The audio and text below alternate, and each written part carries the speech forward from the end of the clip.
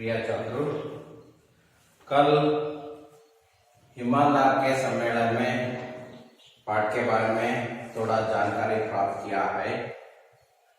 प्रस्तुत व्यंग्य रचन में एक सामाजिक असंगति की ओर संकेत किया गया है। इसमें हास्य और व्यंग्य दोनों का सुंदर सम्मिश्रण है। इस रचना के माध्यम से हरिशंकर परसाई जी ने जो व्यक्ति को ईमानदार कहा जाता है उस व्यक्ति में होने वाला बेईमानी का प्रदर्शन किया है। इसी के कारण से हरिशंकर परसाई जी एक ईमानदार सम्मेलन का उद्घाटन करने के लिए गए थे। जाने के समय में दूसरा दर्जे में जाकर पहला दर्जे का किराया लूंगा, इसी के कारण से उसको बेईमानी कहलेगा। यहाँ ईमानदार सम्मेलन करने वाला लोगों ने उसको प्रथम दर्जे का किराया देने के लिए तैयार थे और उसके साथ साथ आवास, भोजन आदि का उत्तम व्यवस्था करेंगे। यहाँ उसके साथ साथ रेलवे स्टेशन में खूब स्वागत हुआ। लगभग 10 बड़ी फूल मालाएं पहनाई गई। सोचा आसपास कोई माली होता तो उसका फूल मालाओं को बेच देंगे। उद्घाटन, ईमानदार सम्मेलन का उद्घाटन बहुत शानदार हुआ है। लगभग 1 घंटा भाषण दिया। उसका मुख्य अतिथि था। यहाँ जाने के लिए तैयार होकर चप्पल ढूंढने के लिए गए थे। उसका नई अच्छी चप्पल गया थे, फटे और पुराने चप्पल बची थी। ऐसे बिस्तर की चादर गया था, कंबल गया था और धूप का चश्मा भी गया था। अंत में क्या हुआ है उसके बारे में अभी आगे देखना है। बच्चों पुस्तक खोलिए, देखिए, मैं पढ़ूंगा। मंत्री ने गुस्से से कहा, मैं पुलिस को बुलाकर वहां सबकी तलाशा करवाता हूं। मैंने समझाया, ऐसा अर्गीजा मत करिए। ईमानदारों के सम्मेलन में पुलिस ईमानदारों की तलाशी ले, वहां बड़ी अशोभनीय बात होगी। फिर इतने बड़े सम्मेलन में थोड़ी गड़बड़ी होगी ही। एक कार्यकर्ता ने कहा, तलाशी किनकी करवाएंगे? आधे के लगभग डेलीगेट तो किराया लेकर दोपहर को ही वापस चले गए। रात को पहनने के कपड़े सिरहाने दबाकर सोया। नई चप्पलें और शेविंग का डिब्बा बिस्तर के नीचे दबाया। सुबह मुझे लौटना था। मुझे उन लोगों ने अच्छा पैसा दिया। मैंने सामान बांधा। मंत्री ने कहा, परसाई जी, गाड़ी आने में देर है, चलिए स्वागत समिति के साथ अच्छे होटल में भोजन हो जाए। अब वो ताला लगा देते हैं। पर ताला भी गायब था। ताला तक चुरा लिया, गायब हो गया। मैंने कहा, रिक्शा बुलवाए, मैं सीधा स्टेशन जाऊंगा, वहां नहीं रुकूंगा। मंत्री हैरान थे, बोले, ऐसे भी क्या नाराज आएगा है? मैंने कहा, नार्जिक करे कतई नहीं है। बात यह है कि चीजें तो सब चुरा ली गई, ताला तक चोरी में चला गया। अब मैं बचा हूं, अगर रुका तो मैं ही चुरा लिया जाऊंगा। पाठ का आशय, इस जगत में अच्छाई बुराई दोनों दिखाई देती है। हमसा शीरा न्याय की तरह इनमें हमें सिर्फ अच्छाई को अपना कर बुराई को छोड़ देना चाहिए। बेईमानी भी एक अवगुण है। बेईमानों पर व्यंग्य करते हुए प्रस्तुत रचना द्वारा लेखक ने सचेत किया है कि हम बेईमानी से दूर रहे। ನೋಡಿ ಮಕ್ಕಳೇ, ಓದ್ಕೊಳ್ಳಿ ಒಂದ್ಸಲ. ಯಾಕೆ ಓದೋದಕ್ಕೆ ಬಿಟ್ಟಿದೀವಿ ಅಂದ್ರೆ, ನಮ್ಮ ಮಕ್ಕಳು ನಮ್ಮ ಪಾಠವನ್ನ ಕೇಳಿದ ಮೇಲೆ ಒಂದು ಸಲಹೆಯನ್ನ ಕೊಟ್ಟರು. ಸರ್, ನೀವು ಪಾಠ ಆದ್ಮೇಲೆ ನಮಗೆ ಓದೋದಕ್ಕೆ ಅವಕಾಶ ಮಾಡಿಕೊಡಿ. ಆ ಅವಕಾಶವನ್ನ ಮಾಡಿಕೊಟ್ರೆ ನಾವು ಓದ್ಕೊಂಡ್ರೆ ಆಮೇಲೆ ನಮಗೆ ಪಾಠ ನೀವು ಹೇಳಿದ್ದು ಅರ್ಥ ಆಗತ್ತೆ ಅನ್ನುವಂತಹ ಸಲಹೆಯನ್ನ ಮಕ್ಕಳು ಕೊಟ್ಟ ನಂತರ ನಾನು ಓದಾದ ಮೇಲೆ ಸಮಯವನ್ನು ಬಿಟ್ಕೊಡ್ತಾ ಇದ್ದೀನಿ ನಿಮ್ಗೆ ಓದೋದಕ್ಕೆ. ಇಲ್ಲಾಂದ್ರೆ ಮೊದಲೆಲ್ಲ ಓದಾದ ಮೇಲೆ ಮತ್ತೆ ಅದರಿಂದನೇ ವಿವರಣೆಯನ್ನ ಕೊಡ್ತಾ ಇದ್ರು. ಈಗ ವಿವರಣೆ ಬೇಡ ಸರ್, ಒಂದ್ ಸ್ವಲ್ಪ ನಮಗೂ ಓದೋದಕ್ಕೆ ಅವಕಾಶ ಮಾಡಿಕೊಡಿ, ಆಗ ಆ ಪದಗಳ ಗ್ರಿಪ್ಪು ನಮಗೆ ಸಿಗತ್ತೆ, ಆಗ ಆ ಪದಗಳ ಅರ್ಥ ಗೊತ್ತಾಗತ್ತೆ ನೀವು ಹೇಳಿದ್ದು ಅಂತ ಹೇಳಿದ್ರು, ಸಲಹೆಯನ್ನ ಕೊಟ್ಟರು. ಹಾಗಾಗಿ ಆ ಸಲಹೆಯನ್ನ ಸ್ವೀಕರಿಸ್ತಾ ಓದೋದಕ್ಕೆ ನಿಮಗೂ ಸಹ ಟೈಮ್ ಅನ್ನು ಕೊಡ್ತಾ ಇದೀವಿ. ಮಕ್ಕಳೇ, ಓದ್ ಕೇಳಿ.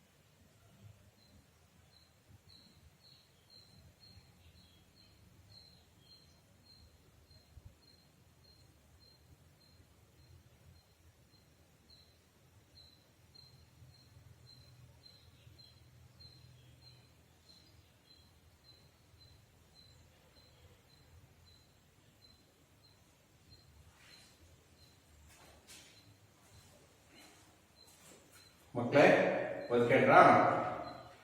ಮುಂದೆ ನೋಡಿ, मंत्री ने गुस्से से कहा, ಯಾಕೆಂದ್ರೆ ಮಂತ್ರಿಗೆ ಕೋಪ ಬಂತು. ಇಮಾನ್ದಾರ್ ಸಮ್ಮೇಳನದಲ್ಲಿ ಇಷ್ಟೊಂದು ಏನ್ ನಡೀತಾ ಇದೆ, ಚೋರಿ ಹೋ ರಹಿ ಹೈ, ಕಳ್ಳತನಗಳಾಗ್ತಾ ಇದ್ದಾವೆ. ಹಾಗಾಗಿ ಗುಸ್ಸಾ ಆಗಯಾ ಹೈ, ಅವರಿಗೆ ಸಿಟ್ಟು ಬಂತು.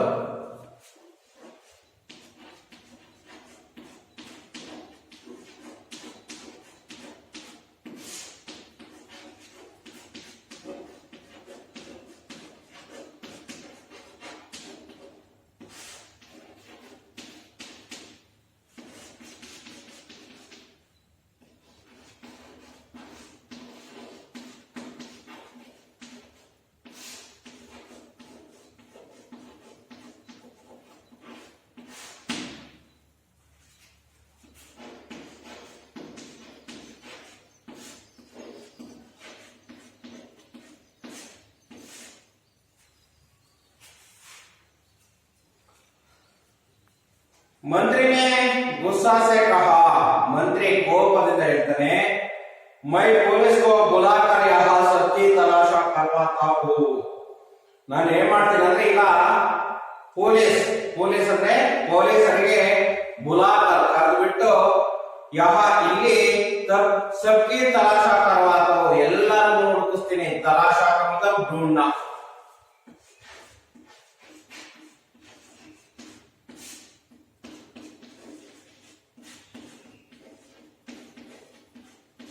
ढूंढना ಅಂದ್ರೆ ಹುಡುಕುವುದು. तलाशी करवाता हूँ, मैंने समझाया, ನಾನು ಅರ್ಥ ಮಾಡಿಸಿದೆ. ऐसा आरगीजा मत करिए, ಈ ರೀತಿಯ ತಪ್ಪನ್ನ ಮಾಡಬೇಡಿ. ಯಾಕೆಂದ್ರೆ ಇದು ಒಂದು ಎಂತಹ ಸಮ್ಮೇಳನ ಅಂದ್ರೆ ಇಮಾನ್ದಾರ್ ಸಮ್ಮೇಳನದಲ್ಲಿ ಈ ರೀತಿ ಆಗೋದು ಬಿಲ್ಕುಲ್ ಆರಗೀಜ್ का मतलब बिल्कुल.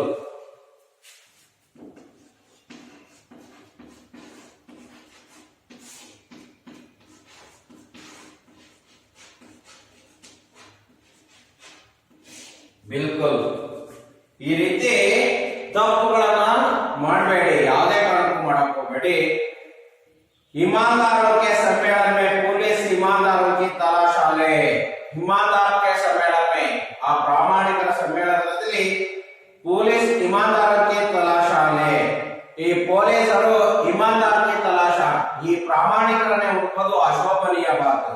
यहाँ बड़ी अशोभनीय बात होगी है. ಇದು ಒಂದು ದೊಡ್ಡ ಅಶೋಭನೀಯ, ಶೋಭೆ ತರದೇ ಇರುವಂತಹ ಮಾತು, ಅಶೋಭನೀಯ.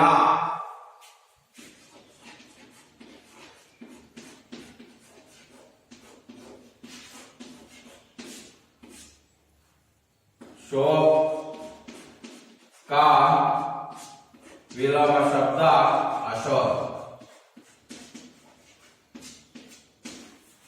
ಅಶೋಭನೀಯ ಬಾತ್ ಹೈ, ಒಂದು ಅಶೋಭನೀಯ ಮಾತಾಗಿರುತ್ತೆ. ಹಾಗಂದ್ರೆ फिर इतने बड़े सम्मेलन में थोड़ी गड़बड़ी होगी ही है. फिर इतने बड़े सम्मेलन, ಆದ್ರೆ ಇಂತಹ ದೊಡ್ಡ ಸಮ್ಮೇಳನದಲ್ಲಿ ಸ್ವಲ್ಪ ಅದಲು ಬದಲು, ಗಡಿಬಡಿ ಅಥವಾ ಅದಲು ಬದಲು ಆಗೋದು ಸಾಮಾನ್ಯವಾದಂತಹ ಮಾತು. ಗಡ್ಬಡಿ ಹೋಗಿ ಹಿ ಹೈ, ಸಾಮಾನ್ಯವಾಗಿ ಹಾಗೆ ಆಗತ್ತೆ.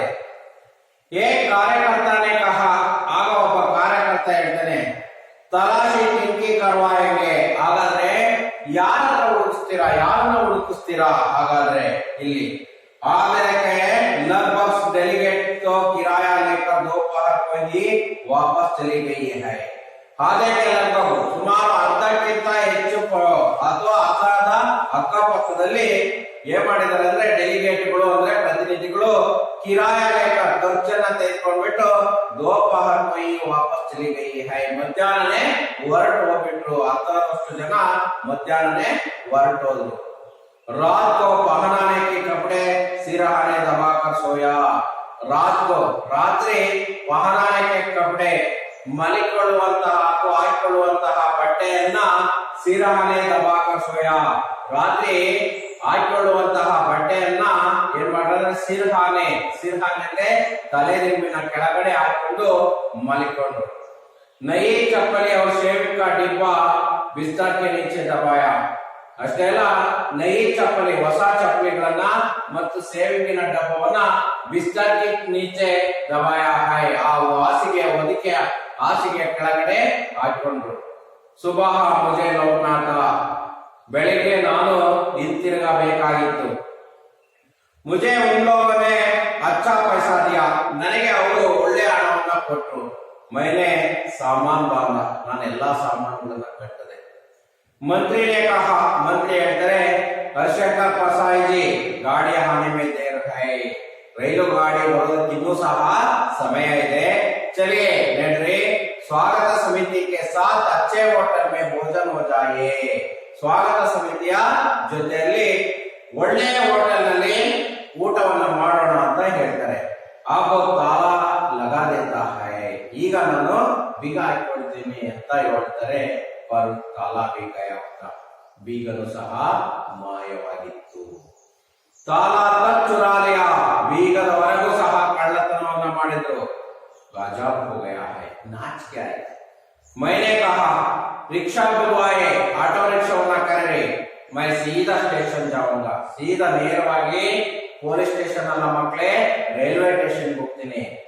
ಯಹಾ ನಹಿ ರುಕೂಂಗಾ, ಇಲ್ಲಿ ನಾನು ಇರೋದಿಲ್ಲ, ಯಾಕಂದ್ರೆ ಎಲ್ಲಾ ವಸ್ತುಗಳು ಕಳ್ತನ ಇದೆ. ಮಂತ್ರಿ ಹೈರಾಣತೆ, ಮಂತ್ರಿಗೆ ಏನಾಯ್ತು ಈ ಮಾತನ್ನ ಕೇಳಿ ಆಶ್ಚರ್ಯವಾಯ್ತು. ಬೋಲೆ ಹೇಳ್ತಾರೆ ಐಸಾ ಬಿ ಕ್ಯಾ ನರಕಾಜಿ ಹೋಗಿ ಹೈ, ಹಾಗಾದ್ರೆ ಏನು ಅಂತಹ ತಪ್ಪಾಯ್ತು ಅಂತ. ಮೈನೆ ಕಹ, ನಾನು ಹೇಳಿದೆ ನರಾಜಾಗಿ ಕತಾಯಿ ನಹಿ ಹೈ, ಈ ರೀತಿ ಕೋಪ ಯಾವುದು ಅಲ್ಲ, ಬಾತ್ ಯಹ ಹೈ, ಇದು ಮಾತಿದಾಗಿದೆ. ಕಿ ಚೀಜೆ ತಕ್ ಸುಬ್ಬ ಚುರಾ ಲಿಯಾ ಹೈ, ಎಲ್ಲ ವಸ್ತುಗಳ ಒಳಗೆ ಕಳ್ತನ ಅದು. ತಾಲ ತಕ್ ಚೋರಾ ಮೇ ಚೋರಿ ಮೇ ಚಲ್ ಗಯಾ ಹೈ, ಏನು ಬೀಗದವರೆಗೂ ಸಹ ಎಲ್ಲರೂ ಕಳ್ತನವನ್ನು ಮಾಡು. ಅಬ್ ಮೈ ಬಚಾವು, ಈಗ ಕೊನೆಗೆ ಉಳಿದಿರೋದು ನಾನು ಒಬ್ಬನೇ. ಅಗರ್ ಮೈ ಚುರಾ ಲಿಯಾ ಜಾऊंगा, ನಾನು ಒಬ್ಬ ಉಳಿದಿದ್ದೀನಿ ಕೊನೆಗೆ, ನಾನು ಇಲ್ಲೇ ಇದ್ರೆ ನನ್ನನ್ನು ಏನ್ ಮಾಡ್ತಾರೆ, ಕಳ್ತನ ಮಾಡ್ತಾರೆ ಅಂತ ಆ ಮಾತನ್ನ ಹೇಳಿದ್ರು. ನೋಡಿ ಮಕ್ಕಳೇ, ಅದರಿಂದ ಏನಾಯ್ತು, ಇಮಾನ್ದಾರ್ ಸಮ್ಮೇಳನದಲ್ಲಿ ಬಹಳಷ್ಟು ವಸ್ತುಗಳು ಯಾವ್ಯಾವ ಅಂತ ನಿಮ್ಗೆ ಗೊತ್ತಾಗ್ಲಿ. ಚಪ್ಪಲೆ, ಎರಡನೇದಾಗಿ बिस्तर की चादर,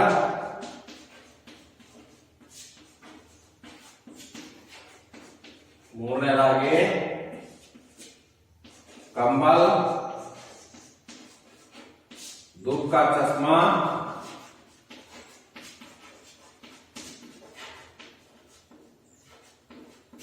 ನಾಲ್ಕನೇದಾಗಿ ತಾಲ.